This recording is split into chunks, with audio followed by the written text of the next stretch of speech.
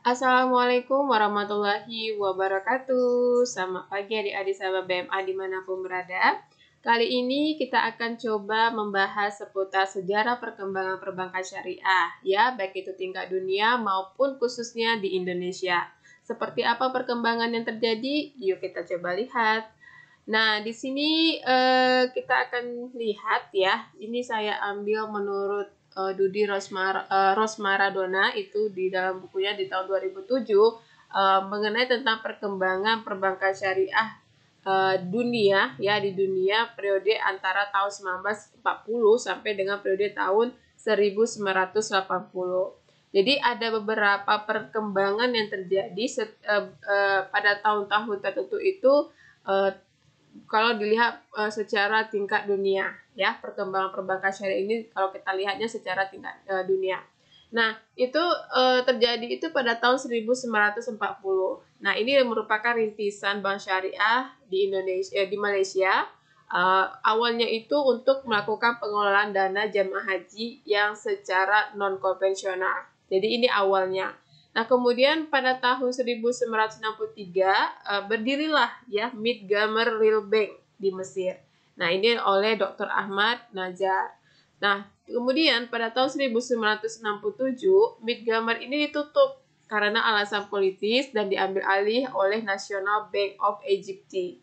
Nah, kemudian ternyata tahun 1969 muncul gagasan kolektif pembentukan bank syariah ya. Pembentukan bank syariah pada konferensi negara-negara Islam sedunia yang diadakan di Malaysia. Jadi pada tahun 1969 ini ada satu gagasan secara kolektif itu untuk melakukan pembentukan satu bank syariah ya. Nah, itu dilakukan pada saat terjadinya konferensi negara-negara Islam yang sedunia yang diadakan itu di Malaysia. Nah, di tahun 1970, delegasi Mesir mengajukan suatu proposal ya untuk pendirian bank syariah pada sidang Menteri Luar Negeri. Nah, pada sidang Menteri Luar Negeri negara-negara OKI yang dilakukan di Karachi. Setelah itu, di tahun 1972 berdiri kembali nih sistem bank tanpa bunga yang bersifat sosial di Mesir, yaitu namanya Nasser Social Bank. Ya. Di tahun 1972 ya, tepatnya di bulan Maret, usulan proposal ya delegasi Mesir tadi diagendakan. Dilakukan pengagendaan kembali ya dan memutuskan untuk membentuk komisi khusus menangani masalah ekonomi dan keuangan. Kemudian di tahun 1973, tepatnya di bulan Juli ya, itu para ahli yang mewakili negara Islam penghasil minyak. Jadi negara-negara Islam yang menghasilkan minyak itu ya, para ahli-ahli itu mewakili untuk membicarakan bagaimana pendirian bank syariah dan terumuskanlah satu anggaran dasar dan anggaran rumah tangganya. Dari tahun 1974, tepatnya di bulan Mei, itu pembahasan ADRT yang telah dirumuskan. Jadi mereka melakukan pembahasan ADRT yang telah dirumuskan gitu ya. Kemudian di tahun 1974 itu berdirilah Islamic Development Bank dengan modal awal itu 2 miliar. Ya, 2 miliar dinar atau sama dengan 2 miliar Special Drawing Rights IMF ya. Jadi di situ pada tahun 1974 ya sudah berdiri Islamic Development Bank. Nah, kemudian dana yang digunakan itu untuk modal awal itu adalah 2 miliar dinar.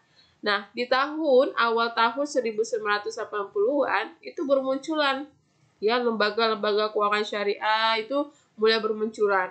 Nah, di Mesir, Sudan, negara-negara di wilayah Teluk, Malaysia, Pakistan, Inggris, Denmark, Bahamas, Swiss, dan Luxembourg. Jadi, pada awal tahun 1980-an itu sudah berkembang lembaga keuangan syariah di berbagai negara. Dan bahkan sampai detik ini juga ya tahun 2022 itu perkembangan perbankan syariah itu semakin berkembang pesat gitu. Bukan hanya di negara-negara yang ada di sini tadi ya, bukan hanya ini saja, tapi juga sudah sampai kepada negara-negara yang lainnya juga yang tadinya belum tersentuh dengan perbankan syariah, ternyata sudah mulai juga membangun atau mendirikan perbankan syariah di negara-negara mereka. Termasuk itu yang namanya Indonesia ya. perkembangan perbankan syariah di Indonesia juga cukup pesat gitu. Nah, bisa kita lihat ya nanti bagaimana perkembangannya. Jadi, intinya kalau secara tingkat dunia, perkembangan perbankan syariah ini benar-benar dari tahun ke tahun itu semakin bertambah pesat gitu ya, sampai ke bertambah pesat, bahkan sudah bukan hanya di negara-negara muslim saja gitu ya, negara-negara mayoritas muslim, tapi juga kepada negara-negara yang yang bukan mayoritas muslim pun sudah ada yang namanya perbankan syariah, sudah mendirikan bank-bank yang bersifat non bunga gitu ya di sana. Oke, nah ini adalah perkembangan yang terjadi pada tahun 1940 sampai tahun 1980-an berdasarkan tingkat dunia. Nah, sekarang kita coba lihat bagaimana perkembangan perbankan syariah yang ada di Indonesia khususnya. Ya kan, kebetulan kita kan berada di Indonesia. Dan kita harus tahu nih, bagaimana sih sejarah perkembangan itu sehingga terbentuklah yang namanya bank syariah atau lembaga keuangan syariah yang ada di Indonesia. Nah, kalau kita lihat di sini, ini juga menurut Dudi Rusmaradona. Nah, perkembangan perbankan syariah dia jelaskan di sini adalah yang terjadi pada tahun 1970 dan sampai tahun 2003. Nah, itu tahun 1970-an itu ya itu awal munculnya gagasan untuk mendirikan yang namanya bank syariah. Jadi pada tahun 1972 sampai 1970-an ya, itu baru muncul gagasan pendirian bank syariah. Nah, kemudian di tahun 1988 muncul lagi gagasan ya terkait bank syariah karena pemerintah mengeluarkan paket kebijakan Oktober atau Pakto yang berisi liberalisasi industri perbankan. Tapi gagasan tersebut deadlock karena tidak ada perangkat hukum yang dapat menjadi rujukan. Nah, tetapi kemudian di tahun 1990 ya pada tanggal 19 sampai 22 Agustus itu Lokakarya Ulama tentang bunga bana perbankan di Cisarua Bogor. Dilakukanlah ya Lokakarya Ulama tentang bunga bank dan perbankan dan itu dilakukan di Cisarua Bogor. Kemudian di tahun 1990 pada tanggal 22 sampai 25 Agustus dilakukanlah pembahasan nih bagaimana hasil lokakarya pada Munas 4 MUI yang dilakukan di Jakarta dan kemudian terbentuklah kelompok kerja pembentukan bank syariah. Nah, setelah itu di tahun 1991, tepatnya di tanggal 1 November, terjadilah penandatanganan Akta Pendirian Bank Muamalah Indonesia. Nah, pada saat itu terkumpullah komitmen untuk melakukan pembelian saham itu sebanyak 84 miliar. Nah, di tahun 1991, tepatnya tanggal 3 November, itu dilakukan silaturahim dengan Presiden di Istana Bogor. Dan ternyata terpenuhilah komitmen, dilakukannya modal di sektor awal itu sebesar Rp106.386.382.000. Dan kemudian di tahun 1992, itu tepatnya di bulan Mei, awal operasional Bank Muamalah Indonesia terjadi. Nah, di tahun 1992 itu Bank Muamalah Indonesia melakukan kegiatan operasionalnya. Dan di tahun 1992 itu tersebut juga pengakomodasian perbankan dengan prinsip bagi hasil itu pada Undang-Undang Nomor 7 Tahun 1992 tentang perbankan dan pengenalan dual banking system. Jadi di sini terbentuklah ya undang-undang ya itu Undang-Undang Nomor 7 Tahun 1992 itu yang membahas tentang perbankan dan pengenalan dual banking system. Jadi dual banking system itu dibentuklah undang-undangnya pada tahun 1992. Nah, di tahun 1992, tepatnya di tanggal 30 Oktober itu, peraturan pemerintah ya nomor 72 tahun 1992 tentang bank berdasarkan prinsip bagi hasil. Jadi disampaikanlah tentang peraturan pemerintah tersebut ya disampaikan. Kemudian di tahun 1993, peraturan pemerintah tersebut dijabarkan secara terperinci dengan keluarnya surat edaran BI nomor 25/4/BPPP. Nah, itu dia. Nah, kemudian tahun 1994 berkembang kembali. BMI mensponsori berdirinya asuransi syariah, Syarikat Tafakur Indonesia, dan menjadi salah satu pemegang sahamnya.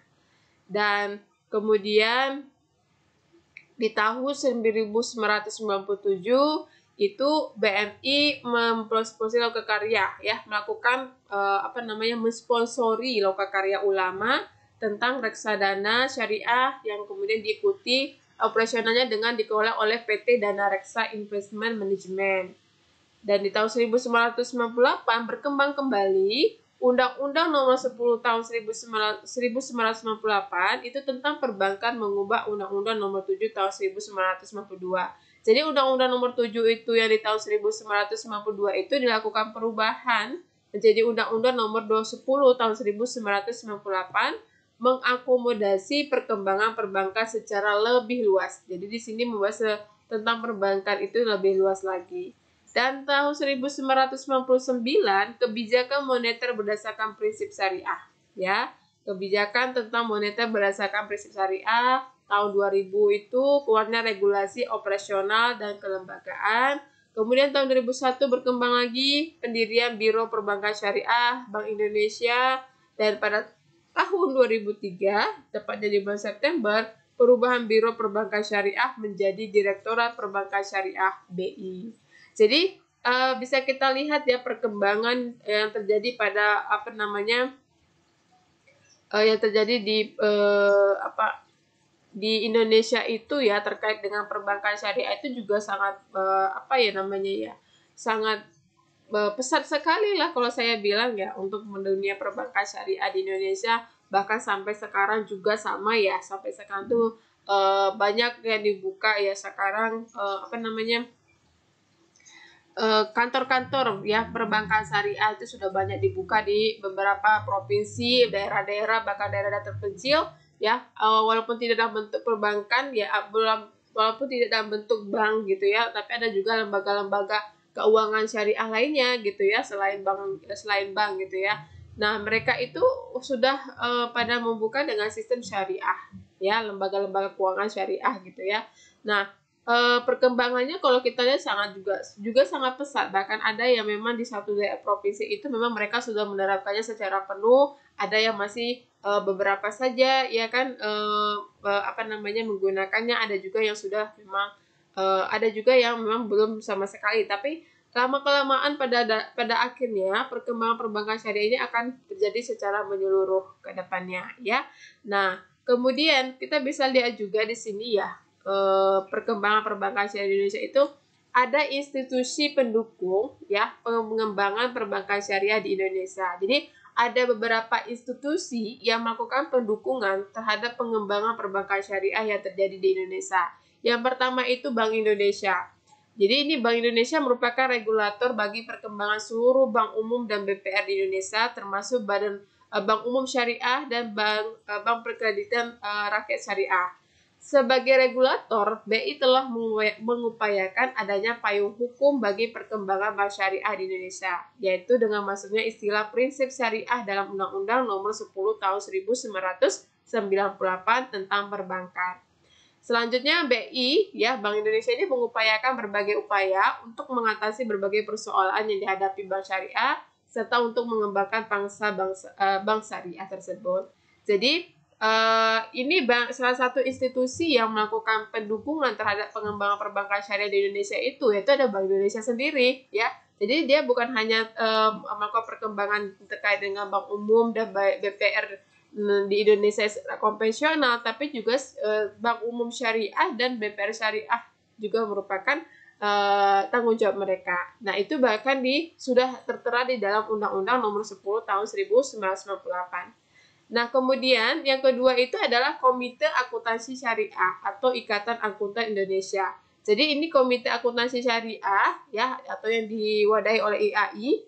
Ini merupakan komite yang dibentuk oleh IAI ya untuk merumuskan standar akuntansi syariah. Jadi jadi orang Komite Akuntansi Syariah yang ada di IAI itu ya, mereka itu berfungsi untuk merumuskan bagaimana sih standar akuntansi syariah itu. Jadi kalau ada yang namanya PSAK ya, biasanya PSAK yang etap, PSAK FRS gitu ya. Itu kan berkaitan dengan bukan syariah gitu ya, tapi untuk menentukan seperti apa standar-standar yang akan dilakukan pada laporan keuangan yang ada di lembaga keuangan syariah, maka dirumuskanlah oleh Ikatan Akuntan Indonesia itu yang namanya Standar Akuntansi Syariah atau PSAK Syariah. Nah, ini adalah institusi yang kedua yang melakukan pendukungan terhadap pengembangan perbankan syariah yang ada di Indonesia. Nah, yang kemudian terakhir adalah Dewan Syariah Nasional, yaitu Majelis Ulama Indonesia dan Dewan Pengawas Syariah. Jadi ini merupakan gabungan ya, merupakan bagian dari MUI, yang mana mereka akan nanti membuat fatwa terkait produk keuangan syariah. Ya, Dewan Syariah Nasional ini memiliki tugas dan kewenangan tuh ada beberapa tugas dan kewenangannya. Misalnya ya, jadi Dewan Syariah itu mempunyai tugas memberikan atau mencabut rekomendasi nama-nama yang akan duduk sebagai anggota DPS pada suatu lembaga keuangan syariah. Ya, sebagai siapa sih yang pantas untuk jadi anggota Dewan Pengawas Syariah tersebut ya. Itu adalah ditentukan oleh merupakan tugas dari salah satu tugas dari Dewan Syariah Nasional. Nah, kemudian mengeluarkan fatwa atas jenis-jenis kegiatan keuangan syariah yang diperbolehkan itu seperti apa saja, karena kan kalau tidak dilakukan dirumuskan atau tidak diskusikan, nanti ini bisa jadi merambah ke jadinya sistemnya jadi non syariah kayak gitu. Jadi harus memang ada batas-batasan apa-apa saja jenis kegiatan keuangan syariah itu yang diperbolehkan. Nah, kemudian itu mengeluarkan fatwa atas produk dan jasa keuangan syariah. Jadi produknya juga ya, produk atau jasa yang ditawarkan itu harus yang memang sesuai dengan standar syariahnya. Tidak boleh asal-asalan gitu ya. Jangan sampai nanti hanya labelnya perbankan syariah, tapi nyatanya produk atau jasa yang diberikan itu justru mengarah kepada seperti yang konvensional gitu ya, bank konvensional. Nah, kemudian mengawasi penerapan fatwa yang telah diterapkan. Jadi setelah nanti sudah disampaikan ya kan, sudah disampaikan ini fatwa-fatwanya ya menurut diskusi Majelis Ulama Indonesia dan Dewan Pengawas Syariah tadi. Nah, kemudian itu melakukan pengawasan apakah sudah diterapkan sesuai dengan fatwa yang telah ditentukan atau justru telah melakukan pelanggaran. Nah, itu dia ya adalah tugas dari Dewan Syariah Nasional tadi. Jadi perkembangan kalau kita lihat ya, perkembangan perbankan syariah itu tidak hanya tingkat dunia saja ternyata berkembang pesat, tapi untuk tingkat khusus untuk tingkat di Indonesia saja juga mengalami suatu perkembangan yang cukup pesat gitu ya, walaupun belum sepenuhnya terhadap seperti apa ya, penyimpanan dana mungkin masih ada agak-agak belum sepenuhnya, tapi misalnya seperti memberikan pelayanan dalam produk-produk atau jasa itu ya memang cukup permintaan itu cukup tinggi, sehingga pada akhirnya memang banyak kantor-kantor syariah atau ya baik itu yang yang unit-unitnya bahkan ya itu sudah dibuka ya, semakin banyak kantor atau jaringan-jaringannya itu yang terbuka atau didirikan untuk mengatasi permintaan atau permintaan yang ada di lapangan masyarakat. Oke, sahabat BMA dimanapun berada, begitulah penjelasan terkait dengan perkembangan perbankan syariah, baik itu tingkat di dunia maupun tingkat Indonesia. Jadi pada intinya, ini perkembangan perbankan syariah itu setiap tahunnya mengalami perkembangannya sangat pesat, dan bahkan nanti sampai ke depannya juga akan berkembang terus, karena memang banyak yang sudah pada sadar ya untuk melakukan yang namanya bagaimana melepaskan diri dari yang namanya sistem riba atau sistem non bunga gitu ya. Jadi mereka lebih memilih untuk mencoba untuk melakukan peminjaman atau melakukan penyimpanan dana itu di perbankan berbasis syariah atau lembaga keuangan berbasis syariah. Oke? Baik, adik-adik sahabat BMA dimanapun berada, saya kira cukup sekian penjelasannya, dan sampai ketemu lagi di penjelasan terkait dengan perbankan syariah atau akuntansi syariah berikutnya. Sampai ketemu dan assalamualaikum warahmatullahi wabarakatuh.